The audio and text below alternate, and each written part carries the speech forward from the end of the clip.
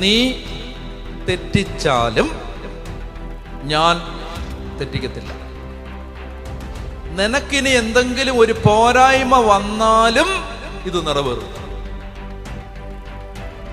നീ ഇനി എന്റെ വഴിയിൽ നിന്ന് മാറിപ്പോയാലും ഈ പറഞ്ഞതിന് വ്യത്യാസമില്ല. മനസ്സിലായി? ഇതാണ് അൺകണ്ടീഷണൽ.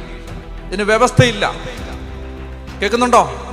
അബ്രാഹത്തിന് ലഭിച്ച അനുഗ്രഹത്തിന്റെ പ്രത്യേകത, അതിന് വ്യവസ്ഥയില്ല. നന്നായിട്ട് കേൾക്കണം.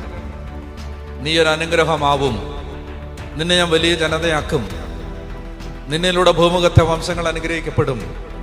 ഇത് അബ്രാഹത്തിനും അവന്റെ സന്തതികൾക്കും വ്യവസ്ഥകളില്ലാതെ ദൈവം കൊടുത്ത അനുഗ്രഹമാണ്. അതുകൊണ്ടാണ് ഇന്നും കേരളത്തിന്റെ അത്രയും പോലും വലിപ്പമില്ലാത്ത ഇസ്രായേൽ എന്ന ഒരു രാജ്യം ലോക രാജ്യങ്ങളോട് ഒറ്റയ്ക്ക് പോരടിച്ച്